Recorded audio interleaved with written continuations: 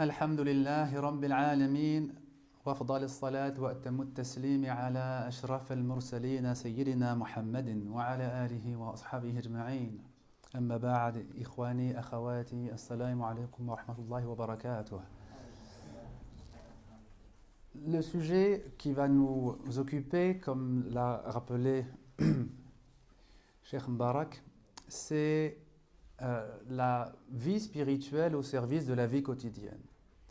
يعني الحياة الروحية كيف تعيننا في الحياة اليومية، وكذلك ماذا نتعلم من الحياة اليومية لنحسن حياتنا الروحية. La vie spirituelle, donc qu'est-ce qu'elle nous aide ou comment elle nous aide pour notre vie quotidienne, ce qu'on vit au quotidien, et inversement aussi, comment la vie quotidienne peut nous aider à approfondir la vie spirituelle, parce qu'on va voir que ça va dans les deux sens. Mais d'abord, il faut comprendre, qu'est-ce que c'est que la vie spirituelle, qu'est-ce que c'est que la vie spirituelle. Al-hayat al-yawmiyya, la vie quotidienne. On pense tous savoir ce que c'est. La vie quotidienne, c'est je travaille, je vais faire des courses, je m'occupe de ma famille, je m'occupe de mes enfants. Ça, c'est la vie quotidienne. Et la vie spirituelle, on croit savoir ce que c'est aussi. C'est la religion, c'est la prière, c'est le jeûne du mois de Ramadan, c'est ça la vie spirituelle. Et on va voir que non. La vie quotidienne, on va la découvrir. On doit encore la découvrir. Et la vie spirituelle, on l'ignore encore plus que la vie quotidienne. Vous allez voir que déjà la vie quotidienne, on l'ignore. Pourtant, vous allez me dire, la vie quotidienne, on vit tous les jours. Tous les jours, on se lève le matin, on se lave, on prie, on mange, on va au travail, on rentre à la maison le soir. Oui, mais non. Parce que pourquoi on ne connaît même pas notre vie quotidienne? لماذا لا نعرف جيدا حياتنا اليومية؟ لأننا لا نرى الأشياء كما هي. Parce qu'on ne voit pas les choses telles qu'elles sont dans leur réalité. Allah Ta'ala, je vais vous donner un exemple simple. Nous tous les jours, chaque journée qui passe, on fait quelque chose, c'est dormir. Le soir, quand la journée elle est finie, on dort, n'est-ce pas? Mais est-ce qu'on a réfléchi à cet acte quotidien? C'est un acte du quotidien, c'est un acte banal, croyant, non-croyant, petit, grand, tout le monde dort parce que sans le sommeil on meurt. Mais est-ce qu'on a réfléchi au sens, à la signification de ce que ça veut dire? Allah Ta'ala yaqulu وَجَعَلَ نَوْمَكُمْ سُبَاتًا. Nous avons fait de votre sommeil une perte de conscience. On va réfléchir juste sur le sommeil et vous allez voir qu'il y a beaucoup de choses à en tirer, beaucoup de choses à comprendre sur notre vie au quotidien. Et après, on va continuer sur la vie spirituelle. Et dans un troisième temps, on va voir comment la vie spirituelle, elle peut changer, Inch'Allah Ta'ala, bi'idhnillah Ta'ala. Elle peut changer notre vie au quotidien. Comment elle peut nous améliorer. Comment elle peut nous aider à mieux agir dans notre famille, dans notre travail, avec nos voisins, dans la société. Et dans tous les secteurs de notre vie quotidienne. Mais d'abord, on va revenir au sommeil. Est-ce qu'on a réfléchi à ce que ça veut dire la perte de conscience? Quand vous vivez votre vie de tous les jours, vous allez travailler, vous parlez avec des gens, vous rentrez chez vous, vous avez une certaine logique dans votre façon de faire. Quand vous dormez, vous avez remarqué, c'est une autre logique. Ce n'est pas la même chose du tout. Quand vous rêvez, vous pouvez rêver que vous êtes ici en France, ici à Mulhouse, et puis vous marchez, vous traversez la route, vous traversez une rue et vous êtes au Maroc, n'est-ce pas?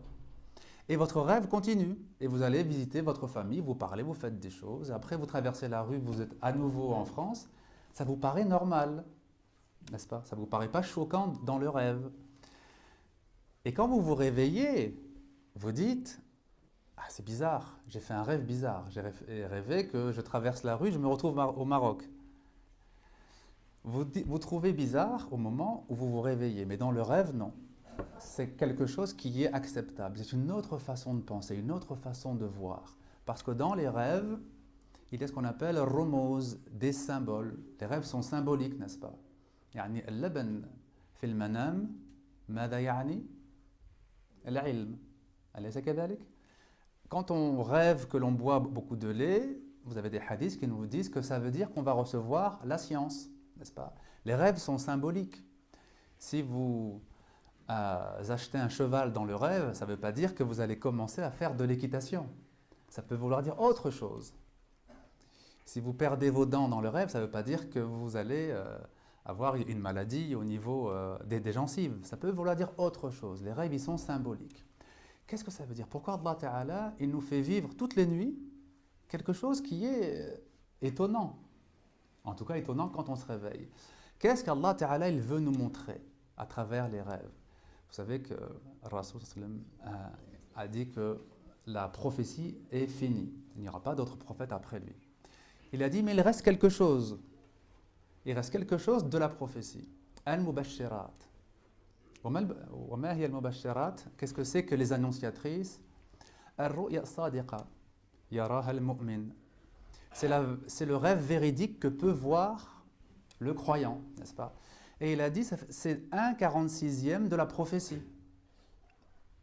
C'est une petite partie de la prophétie, le rêve véridique. Ça veut dire que le rêve, ce n'est pas seulement des choses qu'on imagine, c'est-à-dire on imagine un peu n'importe quoi et après on se réveille. Le rêve, il peut être aussi très spirituel. Le rêve, ça peut être aussi une aide qu'Allah Ta'ala nous donne pour nous diriger, pour nous montrer quelque chose, pour nous encourager. Et tous les jours, donc Allah Ta'ala nous a obligés, qu'on le veuille ou non, à dormir pour nous reposer. Et qu'on le veuille ou non, il nous a obligés à laisser de côté la mentalité logique qu'on croit ou qu'on croit avoir pour expérimenter, pour vivre quelque chose d'autre, pour vivre une autre façon d'être. Ça, c'est un exemple qu'on peut vous donner du fait que dans la vie quotidienne, il y a plein de signes qu'Allah Ta'ala nous donne pour nous apprendre quelque chose. Subata, des fois on le trouve traduit par on a fait de votre sommeil un coma. Ce n'est pas tellement un coma, c'est une perte de conscience, c'est-à-dire vous n'avez pas conscience des choses comme on peut les avoir quand on est réveillé. Alors, dans la vie quotidienne, ce qu'Allah Ta'ala nous fait vivre au jour le jour, il y a énormément d'enseignements. Allah Ta'ala nous enseigne tous les jours quelque chose par les situations dans lesquelles il va nous mettre. Mais encore faut-il que nous soyons présents. Alam yasiru fil ardi fatakunu lahum qulubun ya'qiluna biha aw adhanun yasma'una biha fa innaha la ta'ma al-absar walakin ta'ma al-qulub allati fi as-sudur. Allah Ta'ala nous dit ceux qui n'ont pas la foi, ceux qui rejettent le message de Dieu, ceux qui ont rejeté les prophètes, est-ce qu'ils n'ont pas fait le tour de la terre, ou ils n'ont pas, disons, voyagé sur terre pour voir des choses, voir avec leurs yeux, des choses qui vont les aider à réveiller le cœur? Des voyages simplement, des voyages qui sont faits pour voir l'histoire des hommes, l'histoire de l'humanité. Quand on voyage pour voir ce que les autres ont vécu, les peuples qui nous ont précédés ont vécu, ça nous aide à comprendre beaucoup de choses. Et pourtant, c'est de la vie quotidienne, n'est-ce pas? Dans la vie quotidienne, il y a par exemple les voyages et les vacances. Vous partez en vacances. Vous partez par exemple pendant le mois d'août ou le mois de juillet. Les vacances ou les voyages, c'est l'occasion normalement pour vous et pour vos enfants d'apprendre quelque chose. Alors, aller dans la famille pour visiter la famille, alhamdoulilah, c'est une bonne chose. Silatul Rahim, ça fait partie des recommandations pour le croyant. Mais le voyage, c'est pas seulement on va dans la famille, on reste 3 semaines dans la famille, on n'a rien vu et on rentre en France. Non. On va dans la famille, on visite la famille, on visite le pays. On montre à nos enfants l'histoire du pays. Si vous allez au Maroc, par exemple, il y a beaucoup de très belles choses au Maroc à montrer aux enfants sur l'histoire des musulmans qui ont apporté l'islam au Maroc, qui ont construit l'islam au Maroc, qui ont donné leur vie pour que l'islam puisse se perpétuer et être transmis. Si vous visitez Al-Qarawiyyin, par exemple, avec vos enfants, c'est pas seulement une sortie que vous leur faites, c'est vraiment, vous leur transmettez quelque chose de précieux. Al-Qarawiyyin, c'est la première université du monde entier, au monde. Et qui l'a construit? Une femme. Fatima Fihriya, barakallahu fikum. Avec son argent, son héritage, qu'elle a donné pour qu'il puisse avoir un lieu où les musulmans se réunissent, mais pas seulement pour la prière, pour la science, l'éducation spirituelle, pour l'éducation familiale, etc. Et ce centre est devenu tellement rayonnant que les plus grands esprits d'Europe allaient se former à la mosquée Al-Qarawiyyin. Vous avez par exemple le pape Sylvestre II. Où il a été formé le pape Sylvestre II? Al-Qarawiyyin. Et il a ensuite ramené en Europe les chiffres qu'on appelle les chiffres arabes. Les chiffres arabes, il les a appris où? Dans cette mosquée université. Le plus grand penseur juif qu'on appelle Maïmonide, il a été formé où? Al-Qarawiyyin. Quand vous amenez vos enfants pour faire une visite, que vous leur expliquez ces choses-là, que vous leur montrez ces choses-là, c'est de la vie quotidienne aussi, bien sûr. C'est les vacances, c'est le voyage, mais c'est aussi une transmission spirituelle, un bagage spirituel que vous donnez à vos enfants. Donc quand on réfléchit un peu à ce qu'on fait dans notre journée, dans notre mois, dans notre année, on voit qu'il y a énormément d'occasions. Tous les jours, il y a le sommeil, par exemple. Tous les jours, il y a la digestion. Par exemple, vous mangez, vous digérez les choses. C'est un miracle qu'Allah Ta'ala vous permet de vivre tous les jours. C'est-à-dire un don qu'il vous fait tous les jours. Au niveau de l'année, on a parlé des voyages. Et on pourrait vous citer énormément de choses dans la vie quotidienne qu'on n'utilise pas pour notre vie spirituelle. On laisse les choses passer. Alors que le temps, il est précieux. Ni'matani marbunun fihima كثير من الناس وما هما الشيئان الصحة والفراغ يعني الوقت. La santé et le temps libre. Le prophète dit il y a deux grands bienfaits dont beaucoup de gens ne tirent pas profit, ne savent pas bénéficier, tirer bénéfice de ces deux bienfaits. C'est la santé, parce que dans la santé tu peux faire des choses que tu ne pourras plus jamais faire dans la maladie. Et le temps libre, parce qu'il y a dans le temps libre la possibilité de faire ce que tu ne pourras plus faire quand tu seras occupé. Je dis souvent aux jeunes, vous ne savez pas la chance que vous avez d'avoir du temps, c'est-à-dire de ne pas avoir une maison à gérer, de ne pas avoir d'enfants à élever. Vous avez beaucoup de temps. Les jeunes ont énormément de temps, mais malheureusement, ils ne savent pas ce qu'est la valeur du temps. Et ils découvrent la valeur du temps le jour où ils n'ont plus de temps. Le jour où il faut travailler, il faut s'occuper de la maison, il faut s'occuper des enfants. Et oui, quand on est jeune, c'est très, très, très précieux. Parce que quand on est jeune, comme je l'ai dit, on a du temps, mais on a de l'énergie aussi. On a de la capacité, beaucoup plus que quand on est âgé. Et il faut profiter de chaque instant, chaque jour pour votre vie spirituelle. Alors maintenant, c'est quoi la vie spirituelle? ما هي الحياة الروحية؟ الحياة الجسمية نعرفها. Plus ou moins. La vie corporelle, on la connaît plus ou moins. On sait que voilà, notre corps il fonctionne comme ça. On a un cœur qui fait circuler le sang. On a des poumons qui nous aident à respirer. On a l'estomac, les intestins pour digérer. On sait des petites choses. Bon. Mais on a aussi autre chose que le corps. On a aussi quoi? عندنا الجسم والروح والنفس. الجسم والروح والنفس. On a trois éléments, le corps, l'esprit, الروح, et l'âme, ou l'ego, qui est le nafs. Alors, la vie spirituelle, الحياة الروحية, qu'est-ce que c'est? Ça ne concerne pas le jism, le corps, ça ne concerne pas le nafs, l'âme non plus, sinon on aurait dit الحياة النفسية.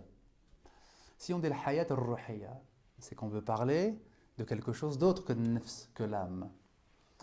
On veut parler de ruh. Mais ruh, qu'est-ce que c'est? C'est quelque chose qui est difficile à connaître, n'est-ce pas? C'est quelque chose qui est difficile à à appréhender. Allah Ta'ala, c'est lui qui nous le dit que c'est difficile à appréhender. يسألونك عن الروح قل الروح من أمر ربي وما أوتيتم من العلم إلا قليلا. Il t'interroge sur l'esprit, c'est-à-dire les rabbins ont conseillé aux Quraysh d'interroger le prophète sallam sur plusieurs choses, dont l'esprit, al-ruh. Et il t'interroge sur l'esprit, dis-leur, réponds-leur,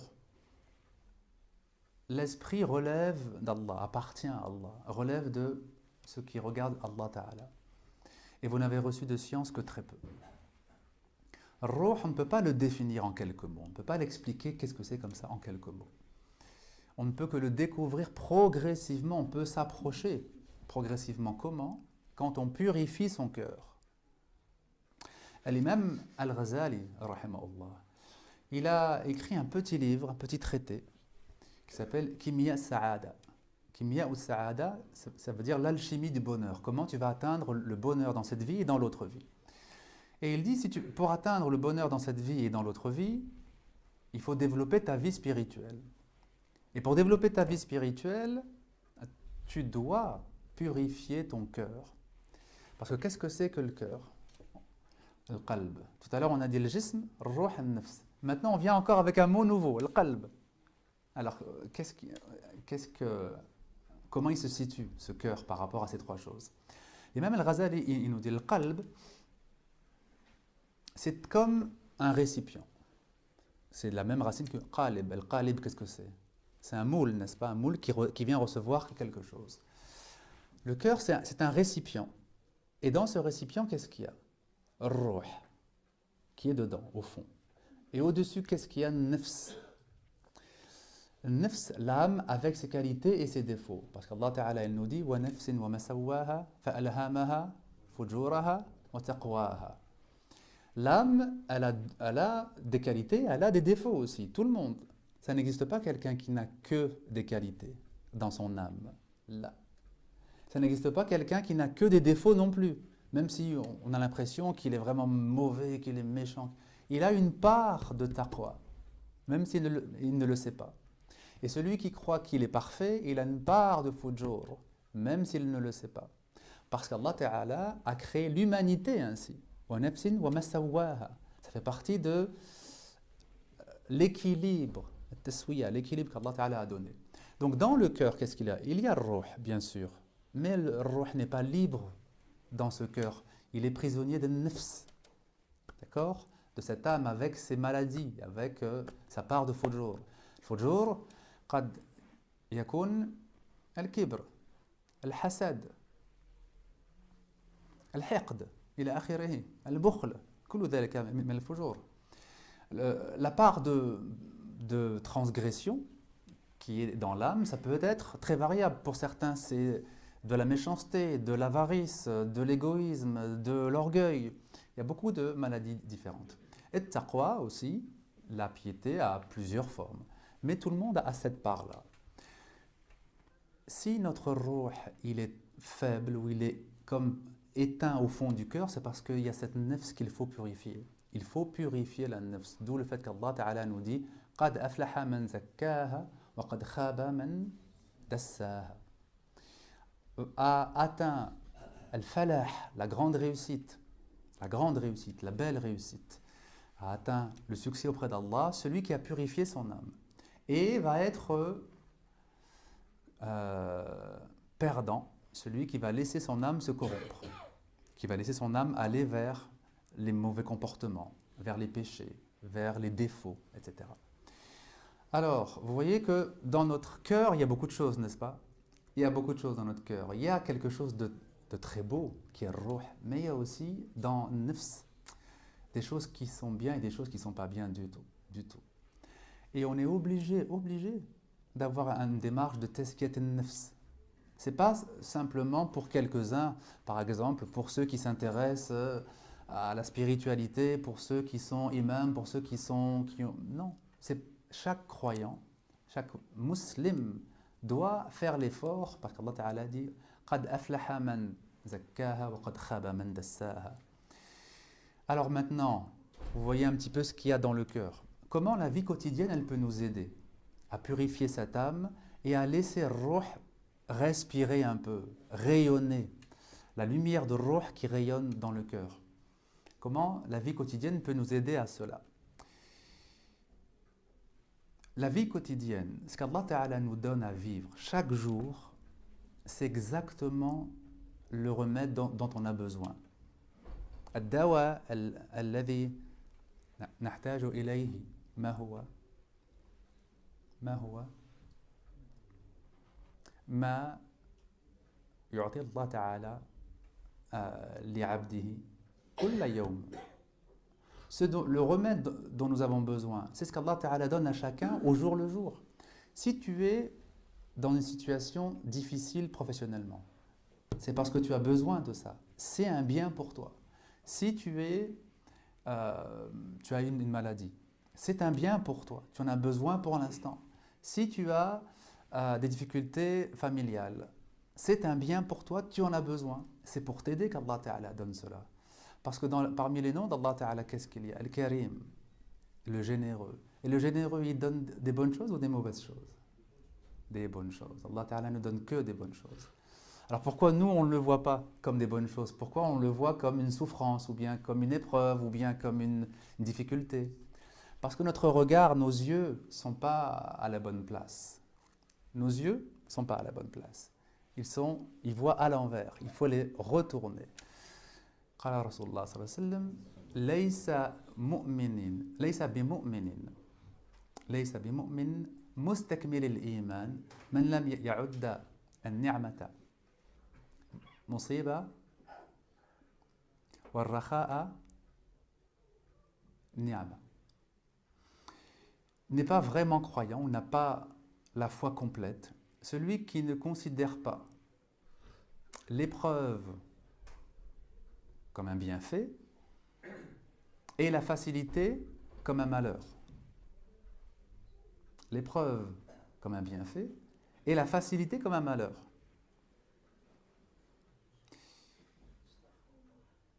Qu'est-ce que ça veut dire? Ça veut dire que lorsque on veut, Inch'Allah, développer sa vie spirituelle, devenir plus proche d'Allah Ta'ala, chercher Ridwanullah, la satisfaction d'Allah Ta'ala, quand on veut que l'amour d'Allah Ta'ala grandisse dans notre cœur, il faut s'appuyer sur la vie quotidienne pour se purifier. Alors, on va voir après tout à l'heure qu'il y a d'autres choses qui peuvent aider, mais déjà la vie quotidienne, comment on voit nos épreuves, comment on voit notre situation, comment on voit notre vécu. Il faut changer la vision. Les difficultés que l'on a, c'est parce qu'on en a besoin, sinon on ne les aurait pas. Celui qui va vivre une difficulté, c'est qu'Allah Ta'ala l'aide de cette façon-là, c'est la façon qu'Allah Ta'ala il a de l'aider pour qu'il avance dans sa vie. Et nous, on est en train de se débattre en disant pourquoi ça m'arrive à moi, qu'est-ce que j'ai fait, c'est pas normal, c'est à cause d'un tel, c'est à cause de mon voisin. C'est pas ton voisin, c'est pas ta femme, ou c'est pas tes enfants, ou c'est pas tes parents. C'est Allah Ta'ala qui t'éprouve pour un bien, et c'est un bien, c'est une aide. Parce qu'Allah Ta'ala veut que tu avances. Et nous n'avançons pas, malheureusement, quand les choses sont faciles. Quand les choses sont faciles, on fait moins d'efforts, n'est-ce pas? وَإِذَا مَسَ الْإِنسَانَ ضُرٌّ دَعَا رَبَّهُ مُنِيبًا إِلَيْهِ وَإِذَا خَوَّلَهُ نِعْمَةً مِّنْهُ نَسِيَ مَا كَانَ يَدْعُو إِلَيْهِ مِنْ قَبْلُ وَجَعَلَ لِلَّهِ أَنْدَادًا لِيُضِلَّ عَنْ سَبِيلِهِ قل تمتع بكفرك قليلا إنك من أصحاب النار. Allah Ta'ala nous dit dans Surat Zumar, l'homme qui est croyant, quand il est en difficulté, il se tourne vers Allah, et il est dans les du'a, et il est dans l'appel vers Allah Ta'ala. Et dès que la situation va bien, dès que tous les problèmes se sont arrangés, il oublie Allah. وَجَعَلَ لِلَّهِ أَنْدَادًا. Et il donne des égaux à Allah. Des gens qui seraient associés avec Allah ou qui seraient égaux à Allah. Qu'est-ce que ça veut dire? Il va dire, c'est grâce à moi que je suis sorti des problèmes. Ou bien c'est grâce à mon père ou à mon frère. Ou il va oublier que c'est grâce à Allah, qu'il était dans les problèmes et qu'il a fait des du'a et qu'Allah Ta'ala, c'est lui qui l'a aidé. Mais lui, il oublie. L'homme, il est oublieux. Donc, ce passage de la Surah Zumar, la Surah 39, relisez-le, Inch'Allah, et méditez bien sur ce passage qu'Allah Ta'ala nous demande, sur lequel il nous demande de méditer, parce que c'est un trait de la nature humaine que nous pouvons nous avoir aussi, peut-être de manière un peu cachée ou subtile ou discrète, mais qui est présente en nous, n'est-ce pas? Comme donc l'être humain est disposé à oublier facilement Allah dès qu'il est dans la facilité, de temps en temps Allah Ta'ala va l'éprouver pour le rappeler, pour le ramener à lui. Donc la vie quotidienne, si on commence par avoir la certitude qu'Allah Ta'ala est généreux, qu'il ne donne que le bien, et qu'à travers la difficulté, il veut le bien, vous allez voir que les choses vont changer. Combien de parents disent « Ah, mais mes enfants, ils ne comprennent rien, ils n'obéissent pas, ils sont... » Et puis, ils ne sont pas contents d'avoir des enfants comme ça. Non, il faut toujours être content de ce qu'Allah Ta'ala nous donne, même si les enfants sont difficiles, même s'ils sont désobéissants, même si...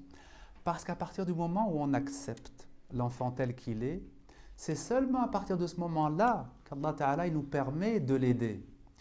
Tant qu'on le rejette et qu'on n'est pas d'accord, qu'on n'est pas content de comment il est et qu'on trouve que c'est le pire des enfants, etc., on n'arrive pas à l'aider. C'est celui qui accepte l'autre qui peut aider l'autre. Celui qui accepte l'autre tel qu'il est, il peut l'aider à changer. Celui qui n'est pas content de comment l'autre il est, il ne peut rien lui apporter. Vous allez dire, on a l'impression que c'est le contraire. Si j'accepte comment il est mon fils, ça veut dire que j'accepte qu'il reste comme ça et que je ne vais rien faire et que je vais le laisser, n'est-ce pas? Non. Le Cheikh Ad-Darqawi, si vous avez déjà entendu parler de lui, c'est un homme qui a vécu au début du XVIIIe siècle et qui a été un véritable mujaddid pour la spiritualité, non seulement au Maroc, mais après dans tout le monde musulman. Il disait des choses très simples et très profondes. Il disait « Al-ashya kamina fi addadiha » Al-ashya kamina fi addadiha. Les vérités ou les réalités sont cachées dans leur contraire. Et il disait « Faman arada al-quwwa falyarda bil-da'f wa man arada al-ilm falyarda bil-jahl wa man arada al-izza falyarda bil-dhul ila akhirih » Celui qui veut la grandeur doit accepter d'être petit. Celui qui veut la science doit accepter qu'il est ignorant, etc., etc. C'est par les contraires qu'on arrive. Et nous, on veut directement. On veut la science, donc on va tout de suite vers la science et on s'approprie la science. Non. Si tu veux la science, accepte que tu ne l'as pas. Oui. On commence par le contraire. D'accord? Tu veux que ton fils y change, accepte comment il est. Et tu verras qu'il va changer avec l'aide d'Allah Ta'ala. Parce que qu'est-ce que ça veut dire ne pas accepter? C'est une révolte contre Allah Ta'ala, non? Man al-Qadir? Allah. Man al-Muqtadir? Allah Ta'ala. Man al-Khaliq? Allah. Celui qui crée toute chose, c'est Allah, n'est-ce pas? Celui qui a décidé toute chose, c'est Allah. Donc si on n'est pas content d'une chose, c'est qu'on n'est pas content d'Allah Ta'ala. Donc on accepte. Et là, on voit que les choses s'améliorent, les choses se dénouent, les difficultés commencent à s'arranger. Quand on accepte qu'il y a un bien en toute chose et qu'Allah Ta'ala ne donne que le bien. Et c'est notre vision mauvaise qui nous fait voir qu'Allah nous donne le mal. Alors, ça c'est un premier point. Un premier point qui est de se dire ma vie quotidienne, elle va m'aider dans ma vie spirituelle si je sais si j'accepte de voir différemment, de voir les choses différemment. Ibn Ata Allah Sakandari, rahimahullah. Ibn Ata Allah, c'est un très grand alim, masha'Allah, et un grand maître spirituel, un grand connaisseur des choses de la spiritualité. Il a écrit un recueil qui s'appelle Al-Hikam. On l'appelle simplement Al-Hikam, le recueil de sagesse. Parce qu'Allah Ta'ala lui a donné une sagesse très profonde.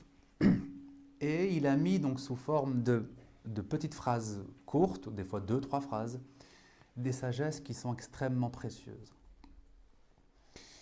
Et c'est traduit en français, Et il y a plusieurs commentaires qui existent, même en français. Vous pourrez le retrouver, Inch'Allah. Parmi les hikam, il y a cette phrase où il dit ما ترك شيئا من الجهل من أراد أن يحدث في الوقت غير ما أظهره الله فيه. ما ترك شيئا من الجهل من أراد أن يحدث في الوقت غير ما أظهره الله فيه. Le comble de l'ignorance, celui qui va rien laisser de l'ignorance, qui va prendre toute l'ignorance pour lui. ما ترك شيئا من الجهل. C'est celui qui veut qu'il se passe autre chose au moment même, à l'instant même, que ce qu'Allah Ta'ala a créé, a montré. Autrement dit, c'est celui qui veut que la réalité qui est là maintenant, tout de suite, elle soit autre que ce qu'elle est. ما ترك من الجهل شيئا من أراد أن يحدث في الوقت غير ما أظهره الله فيه. Cette phrase, si vous la méditez, vous allez voir que c'est une source de sagesse qui est immense. Parce qu'on est toujours en train de vouloir autre chose que ce qu'Allah nous a donné toujours. On est toujours insatisfait, n'est-ce pas? Celui qui est pauvre, il se dit « Ah, si j'avais seulement un SMIC, je serais heureux. » Celui qui a le SMIC, il se dit « Si seulement j'avais le salaire moyen qu'on touche en France, je ne sais pas, peut-être 2500 ou 3000 euros, je serais heureux. » Et celui qui a les 3000 euros, il n'arrive toujours pas et il veut toujours autre chose, il est toujours insatisfait. On veut toujours autre chose que ce qui est là. Mais la sagesse, nous dit Ibn Ata'Allah Sakandari, elle commence quand? Elle commence quand tu acceptes ce qui est là. Tu acceptes la réalité telle qu'elle est. Tu acceptes ce qu'Allah Ta'ala manifeste pour toi maintenant à l'instant T. Ma adharahu Allahu fil waqt. Pourquoi c'est une source énorme de sagesse? D'abord parce que ça nous réconcilie avec Allah Ta'ala. On accepte vraiment le qada ou le qadar. On accepte vraiment le destin qu'Allah nous a écrit. Et on va apprendre à voir en quoi chaque élément qu'Allah Ta'ala me fait vivre va m'aider à avancer vers Allah Ta'ala.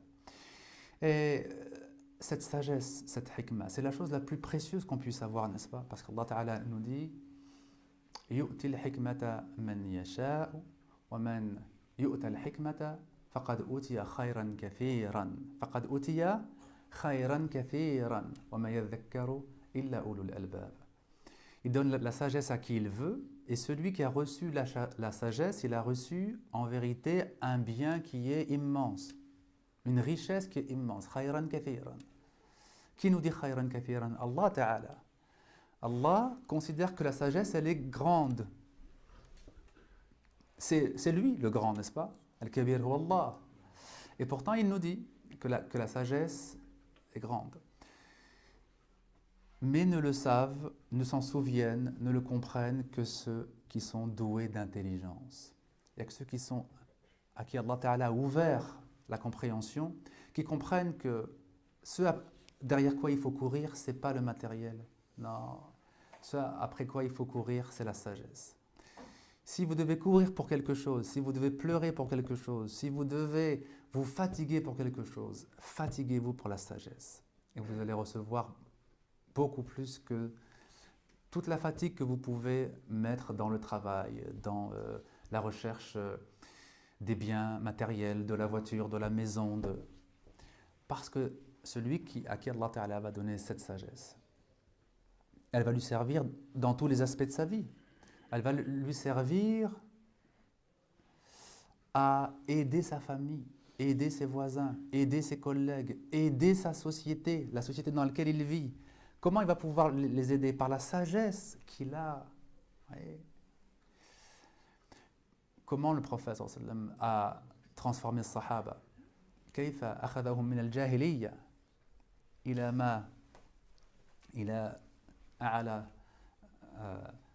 درجة الثقافة والعلم والتقوى. Comment il les a pris donc de l'état catastrophique qu'on appelle le jahiliya, de la période anté-islamique, jusqu'à ces sommets de culture, de raffinement, de piété, de connaissance. Parce qu'il avait une sagesse.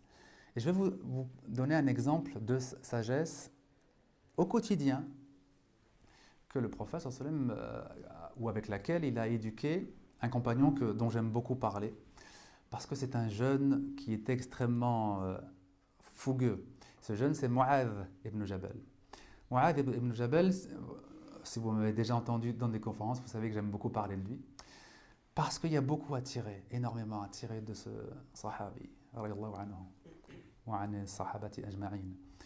Il y a beaucoup à tirer parce que ce jeune, il a commencé comme beaucoup de jeunes à s'intéresser au halal et au haram. Et il était extrêmement impliqué dedans. حتى قال رسول الله صلى الله عليه وسلم أعلم أمتي بالحلال والحرام معاذ. Il s'est tellement impliqué dans la connaissance du licite et de l'illicite que le prophète a dit celui qui connaît le mieux le licite et l'illicite de toute ma communauté, c'est Mu'adh. Il l'a cité en exemple parce qu'effectivement il avait ce souci de bien connaître cet aspect de la religion. Mais il ne l'a pas laissé indéfiniment s'enfermer. Il a laissé un certain temps, et au bout d'un certain temps, il lui a dit « Ya Mu'adh, Wallahi inni uhibbuk » Il a dit « Oh Mu'adh, je le jure par Allah, je t'aime. » Al-mahabba, al-hub, est-ce que c'est dans le halal ou c'est dans le haram? C'est un autre domaine, c'est un domaine beaucoup plus élevé, beaucoup plus important. Il l'ouvre à ce domaine-là. Et il lui dit « Usika, maintenant je vais te donner un conseil. Une fois que je t'ai montré l'amour que j'ai pour toi, je vais te donner un conseil. N'oublie jamais, après chaque prière obligatoire, de dire « Allahumma a'inni ala dhikrika wa shukrika wa husni ibadatik » de dire « Oh mon Dieu, aide-moi à t'invoquer, à me rappeler de toi, à vivre dans l'invocation et non pas dans l'oubli d'Allah. À être reconnaissant envers toi, shukr, c'est-à-dire à accepter tes bienfaits et à savoir qu'ils viennent de toi et qu'ils sont des dons que tu nous as faits. Wa husni ibadatik, et à approfondir ton adoration. As-salat, on va apprendre à faire salat avec al-qiyam, ruku', sujud. On va apprendre à faire, mais après, c'est pas fini. Une fois qu'on a appris arkan as-salah, sunan as-salah, mubtilat as-salah, c'est fini, on n'a plus rien à apprendre. On a beaucoup à apprendre encore. On a à apprendre le khushu' fi as-salah, n'est-ce pas? On apprend les conditions de la prière, ce qui est obligatoire dans la prière, ce qui est sunnah dans la prière, ce qui va annuler la prière. On a besoin d'apprendre ça. Mais quand on a appris ça, on n'a pas fini son apprentissage. On doit apprendre le recueillement, de prier dans le recueillement. Et donc il lui dit, demande ça à Allah. Demande dhikr, shukr wa husn al-ibada. Et donc il l'a ouvert sur un autre domaine qu'il n'avait pas encore vraiment regardé. Mu'adh ibn Jabal, il découvre à ce moment-là, ah oui, il y a autre chose que le halal et le haram. Il y a toute une dimension qui est importante et que je n'ai pas suffisamment approfondie. Et alhamdulillah, masha'Allah, il a ensuite approfondi tous ces domaines-là aussi. Et il était donc une grande référence pour les autres, non seulement dans le halal et le haram, mais aussi après dans les autres domaines. يعني في الذكر وفي الشكر وفي العبادة وفي الخشوع وفي التربية الروحية إلى آخره. Mais regardez la sagesse du prophète sallallahu alayhi wa sallam. Il ne lui a pas dit tout de suite attention, l'islam c'est pas seulement le halal et le haram, il y a aussi d'autres choses. Non, il a laissé parce qu'il était jeune et qu'il avait besoin de se former comme ça dans sa connaissance du halal et du haram. Et beaucoup de jeunes ont ce besoin. Parce que le halal et le haram, c'est quelque chose de très clair. C'est carré, c'est blanc ou c'est noir, c'est bien ou c'est mal, c'est permis ou c'est pas permis, c'est clair. La spiritualité, c'est plus subtil, c'est plus nuancé. Donc, il se peut qu'un jeune ne soit pas attiré au début par la spiritualité. C'est pas grave. Si il commence son cheminement en islam par l'étude du halal et du haram, c'est très bien. On le laisse, on l'encourage. et on l'ouvre, comme faisait le prophète Mohammed sallallahu alayhi wa sallam, progressivement aux dimensions spirituelles de l'islam. Quand c'est le moment, quand il est prêt à entendre, quand il va être capable d'entendre. Et Mu'adh, avant cela, il avait un tempérament dur. Hein. C'était pas un jeune, souple. C'était un jeune ferme et dur. Le prophète sallallahu alayhi wa sallam, il lui a permis de diriger la prière dans la mosquée de Médine. Et donc un jour, il dirige Salat al-Isha, la prière du Isha. Puis il a lu des très longues sourates. Et il y avait une personne âgée, un vieux croyant derrière lui qui priait, et c'était trop long pour lui. Alors il est sorti, il est sorti donc des rangs de la prière, et puis il a fini la prière tout seul, dans son coin. Et c'est pas quelque chose qui est recommandé de faire ça. On ne quitte pas les rangs de la prière. Mais lui, il ne pouvait plus. Il était trop fatigué. Et donc, certains l'ont vu, ils ont dit, mais lui, il quitte les rangs de la prière, peut-être que c'est un munafiq. Parce qu'à Médine, comme vous le savez, il y avait un groupe de munafiqin qui n'aimaient pas vraiment l'islam, qui n'aimaient pas la prière. Et donc, ils se sont dit, s'il a quitté, c'est peut-être parce que c'est un munafiq. Et il a commencé à avoir une petite fitna dans la mosquée. C'est venu jusqu'aux oreilles du prophète sallallahu alayhi wa sallam. فقال يا أفتان أنت يا معاذ. Est-ce que c'est toi qui mets la division, ya Mu'adh? C'est toi l'origine de la division au Mu'adh. Tu es quelqu'un qui divise les croyants. C'est-à-dire, il faut plus de sagesse. C'est vrai qu'en principe, dans Salat al-Maghrib, on va lire des sourates un peu plus courtes.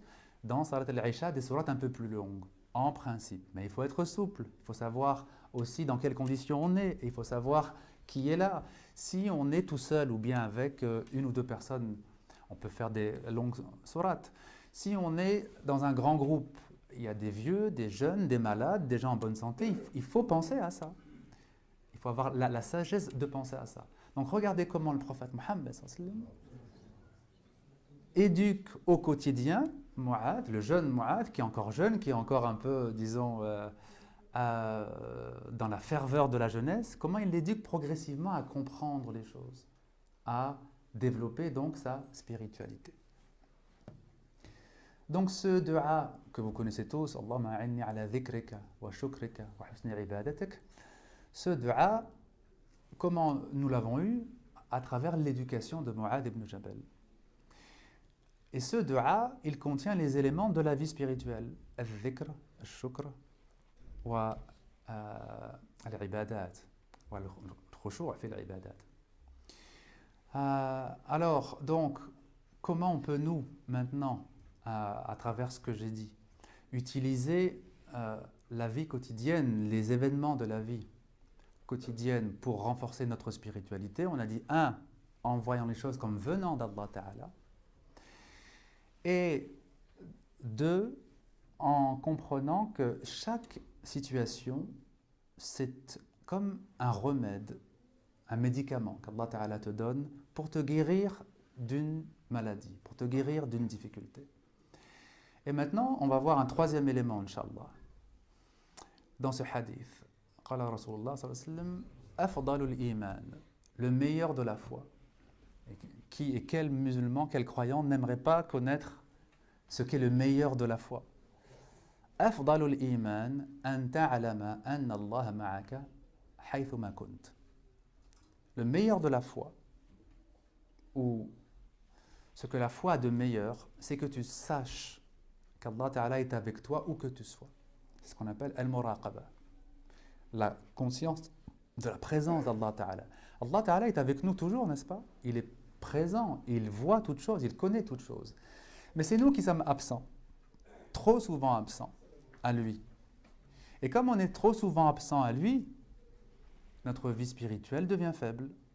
Parce que la vie spirituelle, elle diminue si tu n'as pas conscience qu'Allah Ta'ala est avec toi. Si tu ne vois pas Allah Ta'ala dans ta vie, si tu n'apprends pas à rester conscient qu'il est là avec nous. أفضل الإيمان أن تعلم أن الله معك حيثما كنت. Alors vous allez me dire, oui, mais notre pensée oublie. On peut savoir qu'Allah Ta'ala est avec nous. Par exemple, on va commencer à faire du commerce. Au début, j'ai conscience que Allah me voit, mais après, voilà, on fait des affaires, on négocie, on discute, on essaye de tirer le plus de bénéfices, et tout ça nous fait oublier. Ah, ça dépend, ya akhi, ça dépend. Il y a des gens qui n'oublient pas. رجال لا تلهيهم تجارة ولا بيع عن ذكر الله. Ça dépend. Ça dépend quelle éducation spirituelle tu as reçue. Ces hommes dont nous parle Allah Ta'ala dans la sourate An-Nur, ces hommes que ni le commerce ni la vente ne détournent ou ne distraient du souvenir d'Allah, ils ont été éduqués par le prophète sallallahu alayhi wa sallam. Ils ont été éduqués. Ils ont reçu une éducation de celui qui était le meilleur des éducateurs, n'est-ce pas? Cette éducation spirituelle, nous aussi on en a besoin si on veut vivre dans le rappel d'Allah Ta'ala. On a besoin d'éducation spirituelle. Ça ne vient pas tout seul. On a besoin de l'apprendre. On a besoin, par exemple, d'apprendre l'importance du dhikr. L'importance du dhikr. Et on doit chacun avoir dans sa vie personnelle des moments de dhikr. اذكروا الله ذكرا كثيرا وسبحوه بكرة وأصيلا. Allah Ta'ala nous dit invoquez Allah abondamment et glorifiez-le le matin et le soir. Dhikran kathira. Qu'est-ce que ça veut dire dhikran kathira? Allah Ta'ala nous a laissé libre chacun de comprendre dhikran kathiran selon notre cœur. Il n'a pas donné une quantité fixe. Il n'a pas imposé une quantité de dhikr comme il a imposé par exemple as-salawat al-khams, les 5 prières par jour. Il dit dhikran kathira parce que si pour toi 33 fois subhanallah, 33 fois alhamdulillah, 33 fois afwan, Allahu Akbar, si c'est beaucoup, alors c'est que c'est ton niveau qui en est là. Parce qu'il y en a d'autres pour qui non, ça c'est pas beaucoup, c'est bien, mais c'est pas beaucoup, et ça n'est pas assez, et on a besoin de plus. فإذا مررتم برياض الجنة فارتاعوا وما رياض الجنة يا رسول الله حلق الذكر.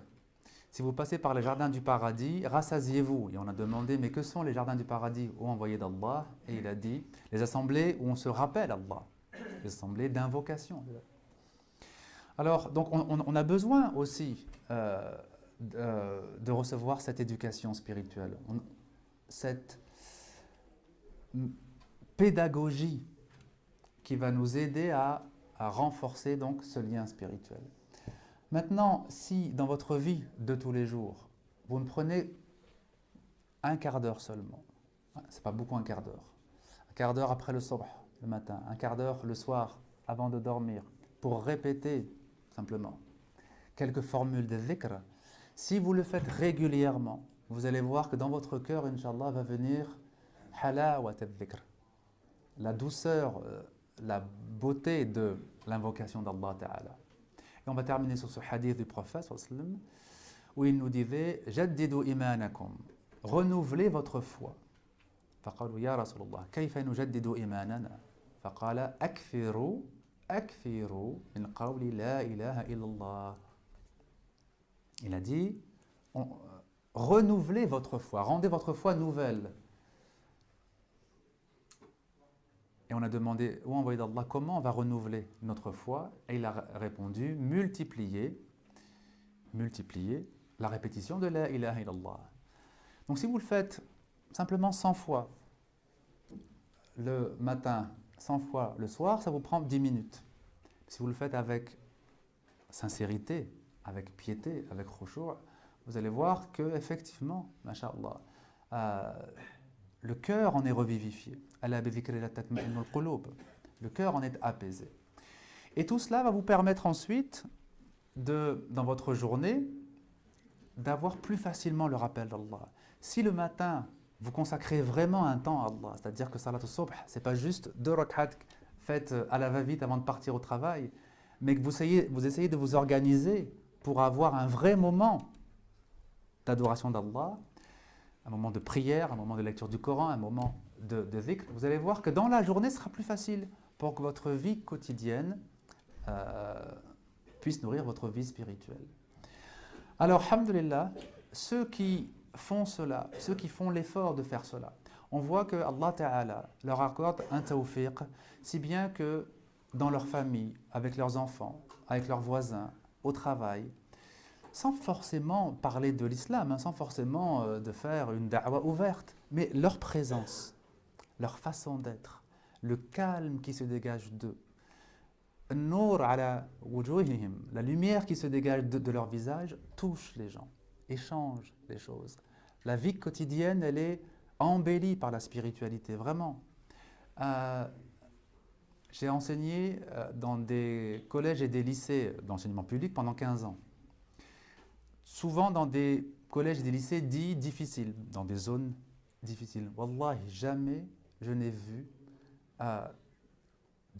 d'élèves ou de professeurs qui, au bout d'une semaine, 2 semaines, 1 mois, 2 mois, ne soient pas touchés par quelque chose, en fait. Même si on ne parle pas de l'islam, en fait, ils sont touchés par quelque chose. Et il m'arrivait souvent qu'en début d'année, des élèves que j'avais soient en révolte contre l'institution, contre la scolarité, contre leurs parents.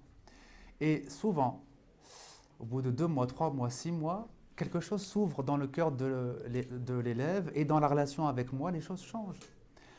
Moi, je n'y suis pour rien, j'ai aucun mérite, mais je pars du principe.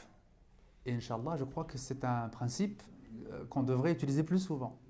Je me dis, je commence mon année scolaire. Allah Ta'ala me donne 30, 40, 50 élèves pour au moins 1 an. Pour au moins 1 an. C'est qu'Allah a choisi que je vais passer du temps avec eux. Eh bien, il faut faire des du'as pour eux. Il faut demander la guidée pour eux. Rasoul faisait des du'as pour Abu Jahl. Abu Jahl, son ennemi. Et nous, on ne va pas faire des du'as pour nos voisins, pour nos collègues de travail, pour les élèves que l'on a. Donc, voilà. Donc, je me dis, j'ai 1 an, au moins 1 an, parce que des fois, je gardais les élèves plusieurs années, à passer avec eux. C'est une responsabilité spirituelle aussi. C'est la vie quotidienne, c'est le travail, mais c'est aussi une responsabilité spirituelle.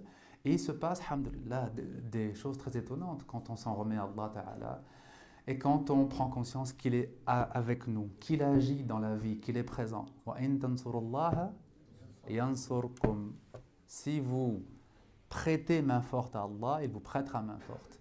Si vous soutenez la cause d'Allah Ta'ala, il vous soutiendra, vous, dans ce que vous faites, dans votre vie quotidienne, dans vos difficultés que vous trouvez insurmontables, familialement ou professionnellement.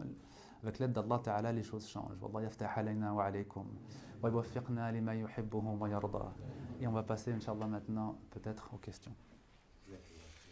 Allah yabarik fik.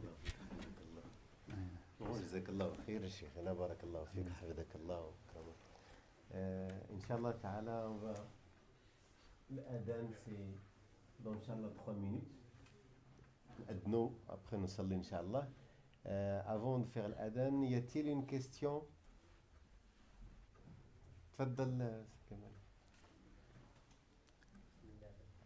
Je vais d'abord vous remercier chaleureusement. Baraka khoya. Intervention. Pas mal de réponses ont été apportées à mes questionnements.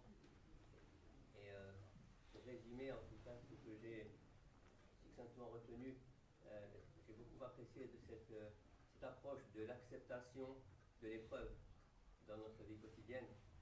Et Dieu sait qu'on a pas mal de réponses dans la gestion de nos affaires, effectivement. Et le deuxième point qui m'a particulièrement interpellé, c'était également une rhétorique, une polémique qui anime beaucoup nos rangs actuellement, c'est également d'accepter ces mouvements